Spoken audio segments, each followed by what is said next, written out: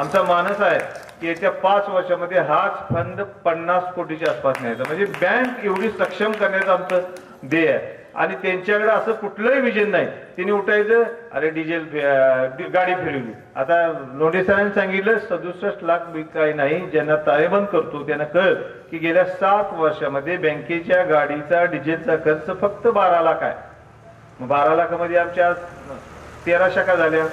पूर्वी 10 शाखा होत्या. सर्व शाखांना कॅश पुरवणं, सर्व ATMला कॅश पुरवणं ही बँकेची गाडी करते. वसुलीचं मोठं काम बँकेला असतं, बँकेच्या गाडीला असतं. त्यामुळं चेअरमनने काय 12 लाखाचा डिझेल घातला, माझा काय ट्रॅक्टर नाही काय नाही मी तिथे नेऊन घातलं असं म्हणायचं काही कारण नाही. उगाच काहीतरी चुकीचा आरोप करायला 12 लाख 67 लाखाचा डिझेल, हे काय गोष्टी पटण्यासारख्या आहेत का सांगा. म्हणजे त्यांच्याकडे बोलण्यासारखा कुठलाही मुद्दा नाही. दुसरं म्हणजे त्यांनी सांगितलं की बाबा नोकर भरती प्रकाश देसाईंनी सुद्धा केली. 2016 मध्ये 17 नोकर भरले ते. मग आता त्यांच्या पोटात का दुखतंय. आता सुद्धा तिने आमच्या बोर्डात असताना 2 नोकर भरले. TL पाटील त्यांच्या आता पॅनलमध्ये आहेत, युवराज कांबळे त्यांच्या पॅनलमध्ये आहेत. काकी, ज्या काकींचं नाव घेऊन आज ते पुढे सांगतात की आम्ही संस्थापक बँक माझी, त्या काकींनी सुद्धा नोकर भरले. मग तुम्ही केलं की चांगलं आणि आम्ही केलं की वाईट. नोकर भरतीचं पण मी तुम्हाला थोडं स्पष्टीकरण देतो बंधूंनो. साधारण 6 वर्षात आमचे 24 कर्मचारी रिटायर झाले आणि व्यवसाय बाकी आमचा 200 कोटीने वाढला.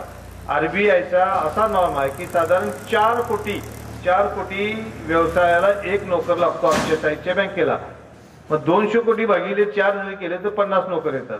आधी रिटायर झालेले 24, म्हणजे 74 नोकर आम्हाला लागत असताना सुद्धा ह्या संचालक मंडळानं 47 नोकर भरले. म्हणजे आम्ही त्यावेळी सुद्धा विचार केला की ह्या नोकर भरतीचा ताण बँकेवर कुठेही येता कामा नये.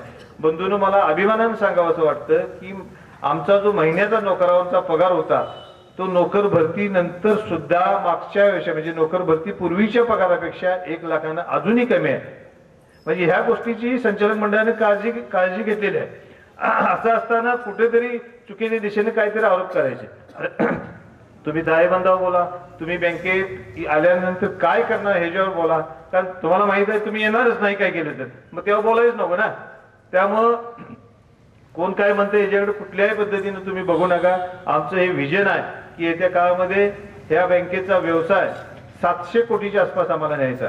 तसेच ह्या बँकेचा जो नफा आज आम्ही 4 ते 5 कोटी रुपये प्रतिवर्ष मिळवतोय तो आम्हाला 10 कोटीच्या आसपास ढोबळ नफा न्यायचा आहे. बंधूंनो, हे आमचं विजन आहे.